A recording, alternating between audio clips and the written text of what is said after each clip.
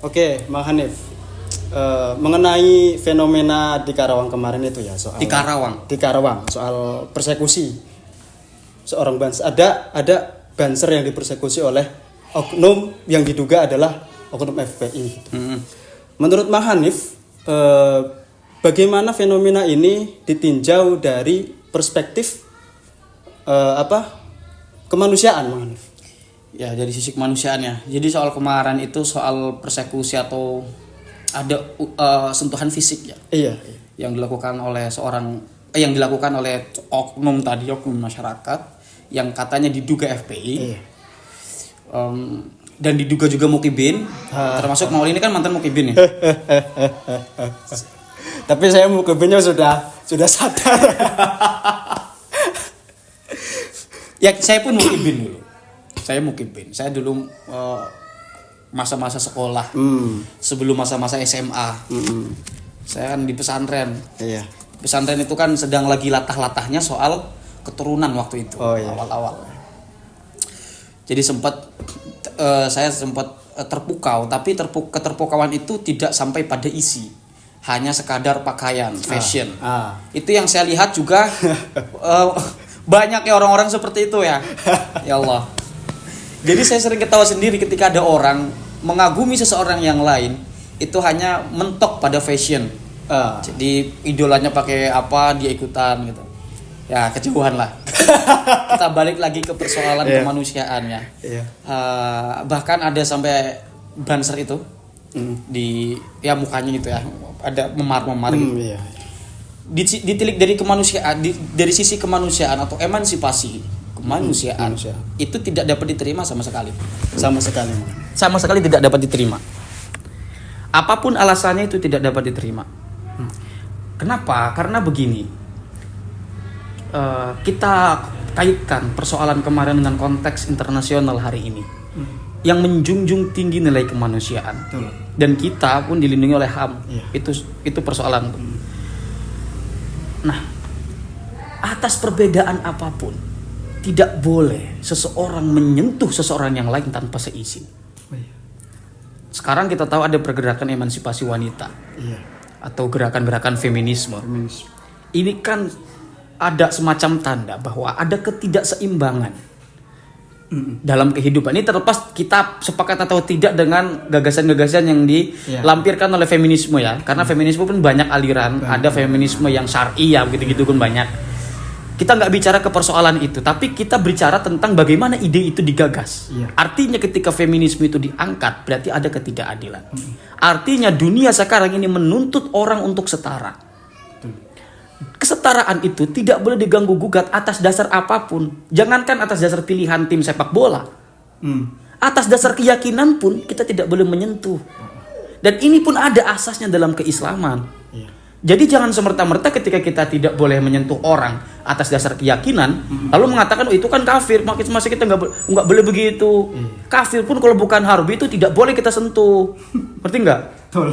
Makanya ini orang-orang kolot ini yang repot ini. Kita tidak perlu bicara agama untuk menghormati manusia, untuk tidak menyakiti orang. Jadi manusia dulu. Ngaji kitab kayak apa? UAS itu bisa dipelajari. Ayo. Kita di sini diskusi bareng-bareng. Ya sama-sama santri, kalau misalkan kita baca kitab fikih, kitab apa paling ada ibarat yang gak kita ngerti, kita cari kamus ya kan. Kita buka sorof misalkan berkaitan dengan cara baca untuk menimbangkan wazan ini wazan apa gitu. Kalau wazan ini artinya apa ya kan? Kalau soal kedudukan nahu kita buka kitab nahu gitu loh. Kita diskusi bareng-bareng, itu kan bisa kita pelajari bareng-bareng. Tapi itu kalau terlepas dari persoalan kehidupan, kata W.S. Rendra, apa artinya berpikir kalau terlepas dari persoalan kehidupan? Apa artinya kesenian? Apa artinya pendidikan? Jika terlepas dari derita lingkungan. Gitu loh. Jadi ngaji kitab bukan untuk ngaji kitab. Ngaji kitab untuk membangun peradaban. Implementasi dari ngaji kitab itu, dari kajian-kajian agama-agama itu adalah bagaimana mengharmonisasi umat. Gitu loh. Menghormati sesama. Ini ngaji iya, datang ke kajian iya, tapi kok malah makin ganas, malah menyakiti antar sesama. Ini kan ada yang tidak beres berarti. Itu loh. Ini sebetulnya sangat elementer sekali kalau kita ditarik dari sisi kemanusiaan gitu loh. Kira-kira begitu Bang Aul. Itu dari sisi kemanusiaannya. Iya. Nah, setelah kita lihat dari segi sisi kemanusiaan, bagaimana tanggapan Mang Hanif mengenai peristiwa kemarin itu, fenomena kemarin di Karawang itu, ya, persoalan persekusi itu ditinjau dari perspektif filsafat Mang Hanif. Nah, Oke. dari kemanusiaan nih berpindah ke filsafat nih. Ya sebetulnya sih kalau bicara filsafat dalam persoalan tadi itu ada kaitannya juga dari sisi kemanusiaan. Iya, betul. Sama-sama tadi gerakan emansipasi feminisme itu kan juga basisnya adalah pergerakan filsafat gitu ya. Tapi kalau ingin ditilik dari perspektif filsafat secara luas, saya tidak ingin bicara tentang filsafat jauh-jauh. Dari yang paling dasar saja. Iya. Dari ilmu logika pengantar filsafat yang telah disampaikan di era Yunani. Ya. Aristoteles mengatakan al-insanu hayawanun natiq. Kalau dalam perspektifnya Mula Sadra itu ada al-insanu hayawanun muta'allihun. Jadi hewan yang menuju Tuhan gitu. Ini terlalu jauh. Kita tinggal uji saja apakah perilaku kemarin itu layak sebagai tindakan yang didasari akal pikiran. Iya. Natik itu artinya bukan hanya sekadar dia berpikir, tapi natik itu mencakup pada nilai-nilai atau pakem-pakem logika. Ketika orang berbuat sesuatu, dia didasari oleh logika-logika yang matang, baru dia disebut natik. Dan logika tidak hanya sekadar membedakan apakah perbedaan warna coklat dengan warna merah misalnya. Iya. Tidak hanya sekadar itu. Ini ada azan punten ya kita. Iya. Kita jeda apa lanjut aja karena kan jeda saja. Oke, Jeda sampai saja. sampai ya selesai aja. Sampai selesai aja.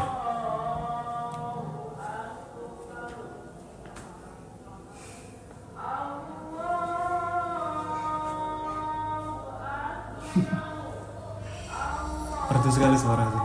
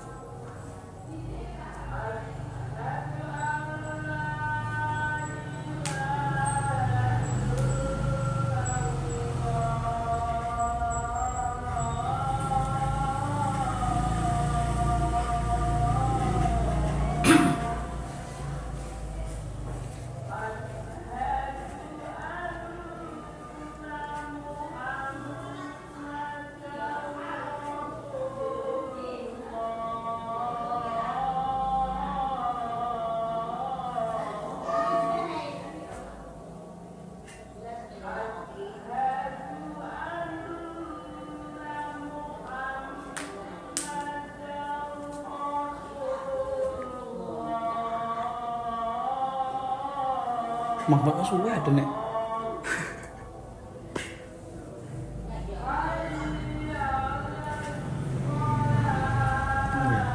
Dipotong. Dipotong bae. aja jadi indah beda. Bakalan ribet iki.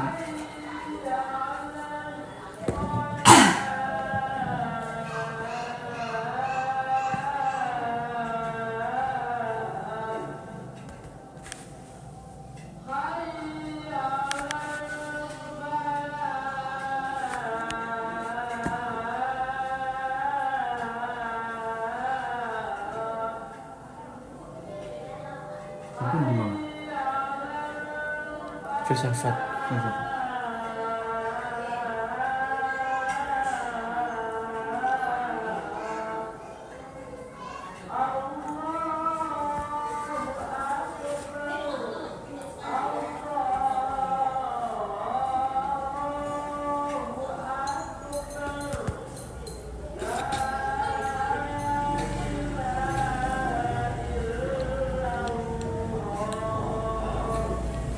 Sampai mana tadi Mang Ol? Ditinjau dari persekusi kemarin itu, kejadian persekusi kemarin itu ditinjau dari segi filsafat, Mas. Saya bilang tadi tidak perlu kita bicara jauh-jauh soal filsafat ya. Soal natik itu saja. Natik itu artinya logika, bukan berpikir. Ya, itu kurang tepat. Tapi kalau logika itu lebih dari sekadar berpikir. Kita sudah mempertimbangkan secara logis terhadap segala hal yang kita lakukan. Konsekuensi logisnya apa? Kalau kita berbuat ini menyakiti atau tidak. Dan logika tidak hanya sekadar berkutat pada pikiran, tapi juga terhubung dengan persoalan perasaan yang itu adalah integritas tertinggi yang diberikan Allah kepada hambanya. Ya kan? Betul. Kayak misal kita bolehlah kita umpama melakukan kesalahan dalam urusan antar sesama manusia gitu. Tapi kalau saling memaafkan dari kesalahan itu ada dispensasi, ya, keringanan atas kesalahan itu, ya kan? Itu. Nah, kemarin penggerebekan itu, atau kita sebut apalah, ya bahkan, wis pokoknya saya lihat cuplikan videonya tuh, ya ini ya, nggak tega ngeliatnya mah. Iya, satu nggak tega, kedua ini menjadi tanda bahwa kita belum siap untuk menerima perbedaan. Omong kosong toleransi itu apa? Kita kepada yang lain agama saja biasa saja kok. Ini hanya gara-gara persoalan perbedaan pendapat. Ya? Apa yang mendasari untuk melakukan seperti itu? Penggerebekan yang dilakukan oleh segerombol preman itu apa? Tidak masuk akal tentunya. Ya, apa motifnya apa? Jika kita kepada non muslim saja harus hormat. Ini yang satu agama. Apatah lagi yang masih satu keyakinan. Sekali lagi, dalam Islam pun jangankan menyakiti sesama muslim. Yang bukan Harabi itu tidak bisa. Dan saya pun mengatakan bahwa kafir sekarang, Harabi, Zimmi dan semacamnya itu untuk konteks hari ini, apalagi dalam konteks ke-Indonesiaan, tidak ada. Ya mungkin ada di sewaktu-waktu ketika mungkin terjadi peperangan, mungkin ada, ya kan. Tapi untuk sekarang, mana kafir Harabi? Siapa kafir Harabi? Di Indonesia ya? Iya. Kan karena itu sudah dilarang, pergerakan terorisme, radikalisme itu kan dilarang oleh negara, ya kan? Iya. Jadi balik lagi Mengaul soal ini filsafatnya, filo dan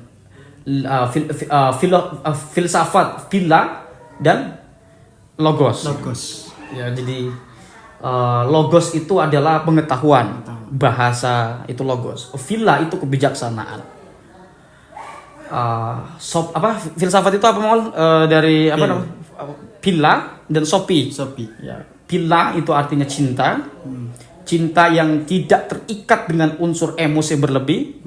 Yang bukan erotis, tapi cinta yang basisnya adalah kebijaksanaan. Eksotis. Loh, tidak eksotis. Oh, tidak eksotis. Kan kalau misalkan yang apa namanya? Yang erotis. Oh, yang erotis. Eksotis mau warna kulit. Yang erotis itu cinta yang penuh emosi, kayak cintanya Mengaul sama Nong. Itu Nong. Itu erotis tuh. Tapi kalau Pila itu cinta yang basisnya adalah kebijaksanaan. Iya. Nah, Sopi itu kebijaksanaan itu sendiri itu. Nah, jadi bagaimana kita berfilsafat itu, berlogika, kemudian menyadari segala sesuatu yang kita lakukan itu kan untuk dasar cinta itu dan untuk menghasilkan kebijaksanaan. Sudah bijaksana belum? Bukan berarti kita tidak boleh memukul orang, boleh. Asalkan dengan peraturan-peraturan tertentu. Kita ini negara hukum. Gitu loh. Iya. Sudah ada basisnya untuk melakukan sesuatu kepada orang sebagaimana semestinya. Iya. Misalnya kita tidak melihat ketidakadilan, kita boleh demo.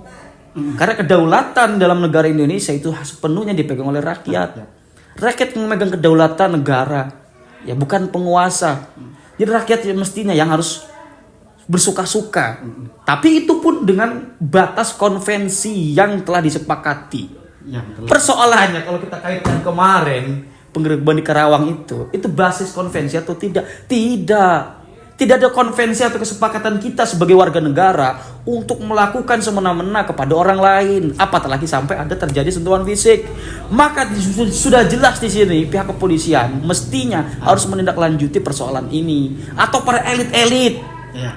dari instansi manapun itu harus memberikan kepedulian untuk persoalan ini, gitu loh. Kira-kira begitu, Maul. Iya. Saya sebetulnya ingin tarik ke dalam dunia pergerakan-pergerakan ya, misalkan pergerakan pertarungan kapitalisme sosialisme di masa lalu, perlawanan feminisme, kemudian revolusi Perancis, revolusi di Jerman, tapi terlalu panjang. Terlalu jauh ya. Kita nanti malah fokusnya ke persoalan filsafat ya. Iya. Oke. Ya, saya terus. Oke. Pertanyaan selanjutnya, Bang Hanif. Setelah kita tahu dari perspektif kemanusiaan, kemudian dari perspektif filsafat. Nah, selanjutnya saya ini mau tahu bagaimana tanggapan Bang Hanif mengenai kejadian kemarin itu ya, fenomena kemarin di Karawang itu dari perspektif keagamaan gitu, Bang. Kalau kita bicara keagamaan seperti yang saya katakan di awal, kita tidak perlu bicara keislaman untuk melihat bagaimana persoalan ini. Yang perlu kita lakukan sekarang adalah menentukan diri kita, apakah kita ini sudah layak disebut sebagai manusia. Apakah kita layak untuk disebut sebagai homo sapien? Oke. Karena dalam dunia psikologi, ini kalau kita mau sedikit saja membuka tentang apa saja yang telah tertulis dalam kamus-kamus psikologi. Jika manusia itu lebih cenderung jiwa reptil itu nafsunya. Nafsu. Kalau kita nafsu hewani, kalau kita kaitkan dalam dunia tasawuf itu populer ya istilah-istilah seperti ini. Iya. Kalau misalnya wahdatul wujudnya, misalnya siapa wahdatul wujud Ibnu Arabi itu banyak menjelaskan sisi-sisi manusia, dan ini ternyata digunakan rumus-rumus itu dalam dunia psikologi hari ini. Iya, betul. Kalau manusia itu cenderung jiwa reptilnya, nafsunya, apapun nafsu, misalkan dia emosi pengennya nonjok, dia nafsu kepada cewek mau nggak mau harus dapat, gitu ya, kepuasan seksual dan semacamnya. Nafsu makan itu dari situ orang bisa kelihatan tingkatan nafsu dia sebagai pribadi, unsur-unsur syahwaniyah, unsur-unsur ghadabiyahnya pun akan tinggi. Karena tadi emosinya tinggi, makanya banyak, dia tidak melatih dirinya untuk berbuat lebih baik lagi secara ruhani, maka potensi ghadabiyahnya akan tinggi, gitu loh. Nah ini kalau kita kaitkan dalam tradisi keislaman, bukan Islam sebagai ansih ya, tapi tradisi keislaman, ilmu-ilmu yang mendorong kita untuk mendekatkan diri kepada Tuhan. Ya, kayak tasawuf itu kan thariqah. Ya, kita belajar fikih itu salah satu cara agar supaya kita sholatnya benar, diantaranya muamalahnya benar, ya kan? Nah itu disebut yang kumaksud tradisi keislaman tuh. Itu adalah cara bagaimana untuk menilik siapa diri kita, apakah kita layak untuk disebut sebagai manusia. Lalu kalau dalam perspektif filsafat tadi, layakkah kita disebut sebagai al-insanu hayawanun natik? Yang natiknya. Apalagi muta'alihun dalam konsepnya Mulla Sadra, ya? Atau kita ini sama sekali belum untuk sampai pada itu. Jadi sholat kita, beragama kita itu hanya sekadar label saja. Belum sampai pada makna yang sebetulnya. Yang outputnya itu adalah bagaimana kita bisa menghormati manusia di tengah keberagaman perbedaan itu. Ya, betul. Gitu loh. Nah, yang pada akhirnya tujuan kita dari semua yang kita lakukan itu berhubungan dengan sesama manusia kan? Iya, betul. Iya, itu output dari hablum minan nas dalam agama kita Islam. Bagaimana kita bisa berpolitik dengan baik, bagaimana kita bisa berinteraksi dengan baik, bersosial dengan baik, menjaga relasi komunikasi antar sesama manusia dengan baik. Tidak menyakiti orang. Ketika berdagang kita dagang yang jujur. Ketika bisnis kita bisnis yang jujur. Jadi nilai moralitas itu dalam keislaman sudah diatur. Tinggal bagaimana kita ini mau menjadi bangsa apa. Kalau kita membawa-bawa nama Islam untuk pergerakan yang tidak terpuji, kira-kira siapa yang malu? Loh, misalkan melihat seseorang membawa-bawa pergerakan keislaman lalu menyakiti orang lain. Apakah pantas dia merepresentasikan keislaman? Tidak. Yang malu siapa? Bukan lu mah nggak penting. Ngerti nggak?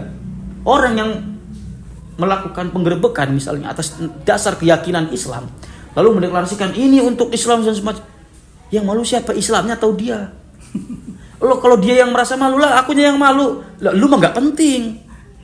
Islamnya ini bos. Iya. Karena apa yang lu bawa itu merepresentasikan kami sebagai pemeluk Islam.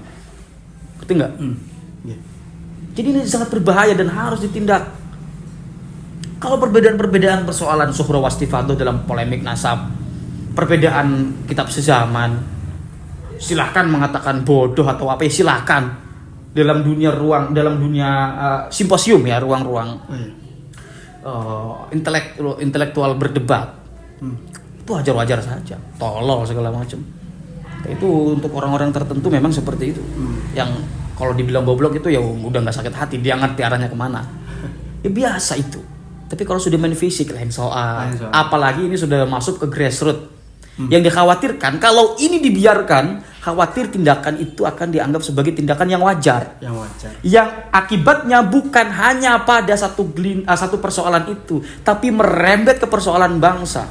Bagaimana kalau ada jurnal ilmiah yang melakukan penelitian kejadian itu, diterbitkan di jurnal internasional, dibaca oleh dunia, berbagai negara membaca itu, lalu dijadikan riset. Mau ngapain kita? Itu yang harus dipikirkan tuh. Jadi seandainya saya membela keiman. Saya membela keiman yang seumpama. Jika ada orang menggerebek Habib, umpama oknum Habib digerebek atau pembela Habib digerebek sampai bonyok, tindakan persekusi yang dilakukan oleh kelompok keimat seumpama, saya juga akan mengutuk itu. Apapun kita harus membela sesuatu yang basisnya adalah kemanusiaan dan untuk li'idharil haq, membela yang benar. Sudah barang tentu ini juga berkaitan dengan keislaman. Itu sih kira-kira Mang Ol yang dapat saya sampaikan. Terima kasih Mang Hanif atas penjelasannya. Ya, terima kasih Mang Ol. Yuk, ini mantan mukibin. Dah, ya, Mang Ol ya. Assalamualaikum warahmatullahi wabarakatuh.